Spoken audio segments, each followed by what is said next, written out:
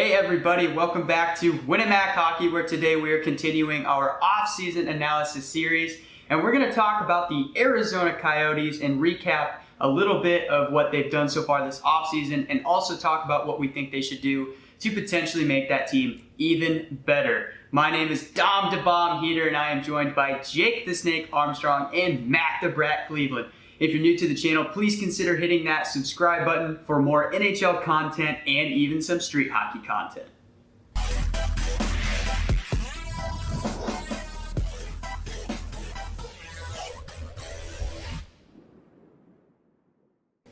All right, everybody, so today we're talking about the Arizona Coyotes, and they've made a couple of pretty big moves, moving a bunch of key players around and taking on some contracts and whatnot. But so far, it's been a little iffy, and we're going to talk about it. So they have $9 million in cap space as of right now, which is not a whole lot, but they could still go out and potentially sign a couple of other players for some depth. But last year they finished 24, 26, and 6, which is not great. They did hold a competition with St. Louis for that last playoff spot this past season, but unfortunately they fell short.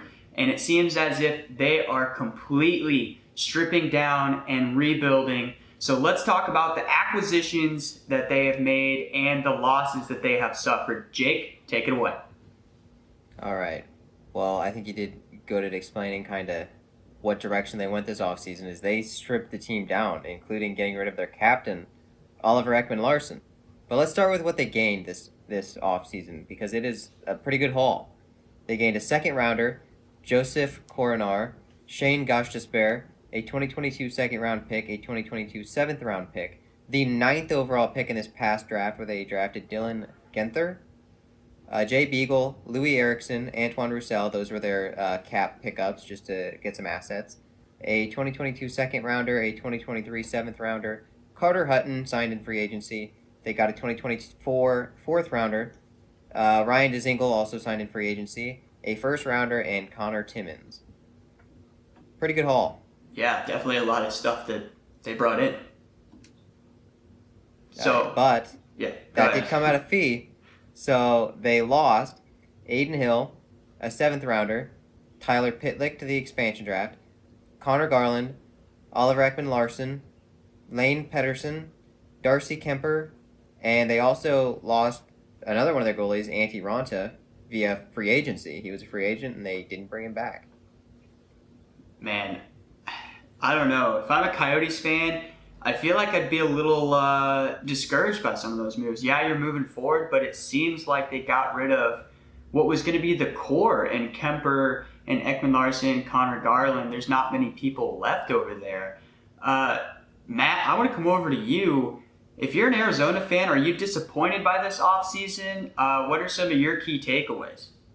Well, I mean, you got to be a little bit disappointed when it comes to the fact that you got, even though it didn't really look like they were going to get that final playoff spot, the fact that they were fighting for it last year maybe showed the fans that they maybe had more to give with this roster, and they came close and couldn't get it done, and then all of a sudden you get in the offseason and everybody's gone. So it's kind of a whiplash effect for their fans, but yeah, it's something they got to deal with, and I think when you're looking at it, though, you have most of your roster, the big-time players on this roster locked up long-term, the guys that you can be excited about, so at least you have those guys to look forward to, and you know they're not going to be gone in like a year or two, so at least you have something like that.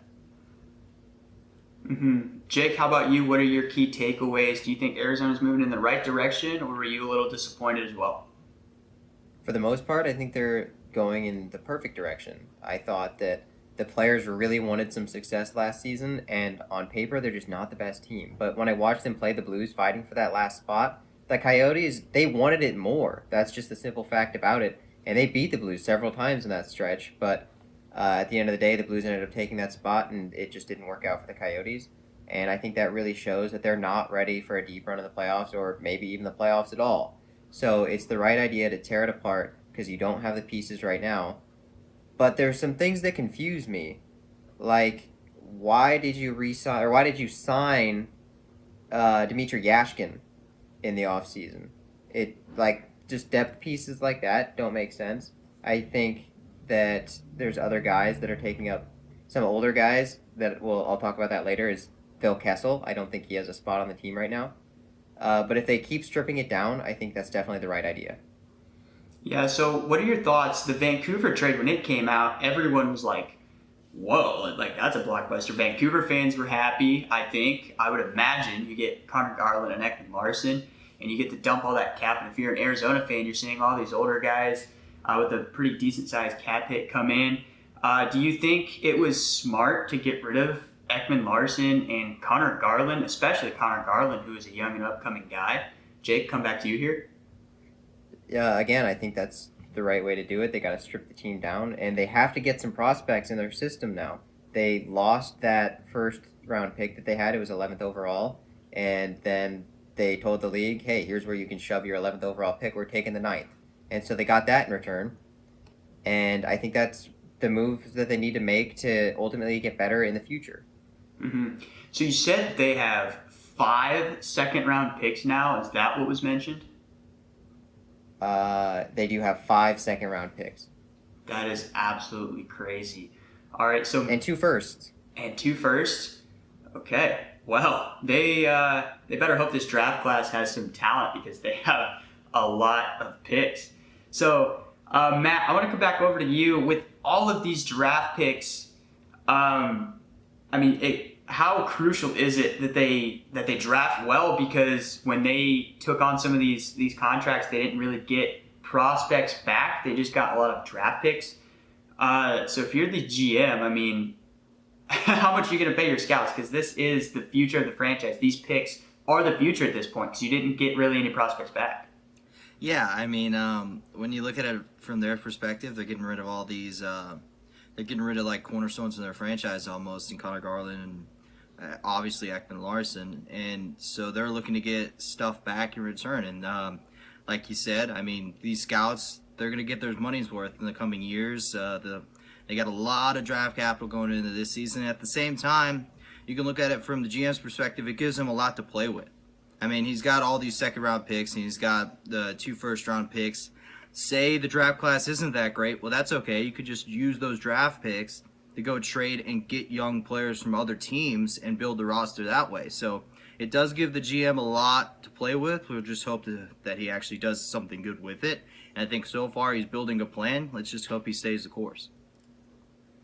Yeah, and with some of those contracts that they picked up, like Louis Eriksson, for example, I think they only have like 1 year left, potentially 2. So those guys will be off the books fairly soon. So you got to think that's the goal with these picks, is to replace those guys with some younger talent that are going to come up and be some rising stars. So I also want to throw this out there to you guys. With all these draft picks, do you think that the GM potentially could be making a trade before the season to help this roster out? Do you guys have any ideas that might involve those picks, or maybe not involve those picks? Maybe a player goes instead. Jake, I'll start with you. All right, so I mentioned it earlier. I think Phil Kessel, he isn't the right fit for this team anymore. This team's not going to win. Phil Kessel, he's a winner. He won in Pittsburgh. I'm sure he wants to win some more before he hangs up the skates, and he's not getting any younger. So I think he leaves this Arizona team. He's got a $6.8 million cap hit. And don't get me wrong, Phil Kessel is a great player. He just can't do it by himself. So whatever teams lose the Jack Eichel sweepstakes, a lot of other runner-ups are going to have cap space. And I think the Coyotes knock on their door and say, hey, you didn't get Jack Eichel, but check out Phil Kessel. He's a great forward. You've got the space for him. And they get some picks back. And I think that makes sense for the direction that the Coyotes are going. Mm-hmm. Do you think that, I know some Coyote fans may not like to hear that because he was their leading scorer this year and he brings leadership to the team, but despite that, Jake, do you still think that it's worth moving on right now while he still has value? Yeah, definitely. While he's scoring and he is the best player, that's when you're going to get the most back for him. You don't want to be a mediocre team that ends up about halfway in the league, because then your picks aren't going to be worth as much as they could be. You want to get the lottery picks. You want to get the good, high percentage lottery picks, and you're not going to get that if you have stars like Phil Kessel on your team. Mm-hmm. Matt, what do you think about Jake's idea, and do you also have any moves potentially that the GM could make to improve the team before the season starts? Well, I think that makes sense. It kind of fits the timeline and the plan that this GM is going with. He's kind of like just stripping down. The guys that he is bringing in are mostly on one-year deals. So they're kind of just here and gone, and they're getting assets for that. So you might as well just keep going with the assets. So I can agree with that. I have one guy in mind, and the only reason why I think to even do this is because I saw he was left unprotected in the expansion draft by Minnesota, and that was Kaapo Kähkönen. He's a guy who's a really young, good goaltender, and when you look at this Arizona team, they pretty much have no one in net like Carter Hutton, and that's not going to get it done for the future. So if you want to get your young goalie to fit your young core, I think he's a guy, you have plenty of draft capital. You could probably convince Minnesota to get it done, and I think he might be open with the fact, again, that he was left unprotected. So that's my thought process on that one. That's interesting, and even if Minnesota is going to push for more capital, the Coyotes definitely have it with having 7 picks in the first 2 rounds. Jake, do you think that's possible? Yeah, I think that's a great idea and quite definitely something that they should work towards because that's a great goalie for the future to build with. And you mentioned earlier that draft picks don't guarantee anything because if you get some busts in the draft, you're just out. Sorry. But if you can invest some of those back to get a for sure star future player, I think you should do it. Yeah, I think it makes a lot of sense. And I would be surprised, honestly, if they kept all 7 of those picks. I know that you're wanting to build for the future, but that's a lot of picks, especially when those picks hold value and you can get someone, like you said, Jake, that for sure is playing great right now. Go get them. I think that would be a smart move. So, on that note, do you guys have any other trade possibilities, or do you think that they'll go out and sign anybody else with the $9 million that they have in free agency? Thoughts on that, Jake? Well, I don't think they're going to be bringing anybody fantastic in, but I think it's possible that they could bring in some more big contracts, similar to what they've been doing. Like I said, get rid of Phil Kessel, add some more space. Just keep doing it. Keep getting these short contracts that aren't going to hurt you much longer into the future, but you have the space right now, bring them in, get some assets in exchange for taking them. Mm-hmm. I think that's working perfect, and the Coyotes have been brilliant at doing it this offseason. Mm-hmm. Matt, what are your thoughts? Do you think that Arizona is going to go out and sign anybody else in free agency? Do you think they go out and get some depth at all? At this point, the free agency pool is getting pretty hollow. I mean, there's a couple decent names out there, but the only spot I would see is probably goaltender. If you want like a backup goaltender, just so that you're just not outright atrocious this year in that. But other than that, there's really not much to do. Just stay the course. All right, so on that note, looking forward to next season, let's talk about who you guys think might be the best player, potentially a breakout guy, potentially Phil Kessel if he's still around. Matt, I'll come back to you. Who do you think is going to be the best player for the Coyotes this upcoming season? My money's on Clayton Keller. He's a guy who only had 35 points this last season, but he's also a guy, for one, has never missed a game in his entire career, which is a crazy stat to look at. And he was a guy in 2017, he had 65 points in 82 games, so he can show that he can score at a high clip. He's signed for a long time, so he's one of those cornerstones of the franchise. And I think I'm a big fan of him. I think he's only going to get better with better teammates around him, and he's a perfect guy to build around on that wing spot. Oh, and yeah, you mentioned a new system, new players. They got a new coach. So I'm sure that Clayton Keller is probably excited to get going and to build some chemistry with this new coach and the new system. So with that being said, Jake, who do you think is going to be the best player? I think it's going to stay pretty much the same guy that it's been for the past several seasons. That's Jakob Chychrun. This guy's insane. He's a machine. He had 18 goals and 23 assists last season, 41 points in 56 games. He is a defenseman who put up 18 goals. That's incredible. Led the league last season for defensemen in goals. He was second on his team in goals as a defender, only behind Phil Kessel. But just a great player, and he's only 23 years old. So he has plenty of time to keep lighting up the league and showing everyone what a star he is. And I think Arizona fans, you should be excited to have him. Oh, definitely. Arizona fans, keep in mind that Patrick Kane put up 15 goals this season and your defender put up 18. Put that in perspective. Now, Patrick Kane also had 50 assists on the year, but still, that is an incredible feat to outscore a guy like Patrick Kane. So, guys, where is Arizona going to finish this season? Going through the rebuild, where do you have them finishing in the Central? Matt, I'll come to you. Dead last. I don't think there's any discussion about it.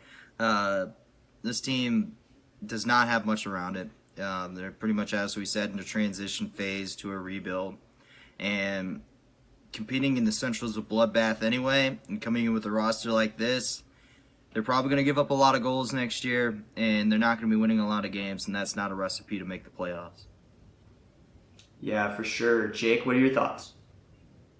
I also have them coming in dead last in the Central. I think the Central is a pretty much a wild card division. I think Colorado is going to win it, and then I think everything after that is a wash. It could go either way, and then you get to Arizona, and they're last, and I think that's good for them. Mm-hmm. You know, I think go to the games, have fun, cheer on your team, but when it comes to the draft lottery, that's when you win. Mm-hmm. And I think that Arizona could use some more bona fide star players on that roster, and that's what you get when you get the number 1, number 2 overall draft pick. Yeah, I was also going to mention that, Jake, so I'm glad you brought it up. Go and have fun, watch your games. You know that your team's not going to be a contender, so you go out, go to the game, have some fun, knowing that your team, come draft day, is going to have a really good pick, and you know that the future is going to be bright with all those picks that you do have. So, on that note, guys, do we have anything else that I may have forgotten to bring up or that you guys wanted to share before we wrap up this video? Well, I will say that even though they're not going to look that good playing-wise, at least they're going to be looking good in those uniforms. I still think they're one of the best uniforms in the league. Yes, that is for sure. All right. I would agree with that. Sweet. All right, hey guys, if you like this video, be sure to give us a thumbs up. Let us know what you think in the comments below. Coyotes fans, what do you think your team's going to look like? What would you like to see happen? And as always, be sure to hit that subscribe button. We'll see you next time on Winamac Hockey.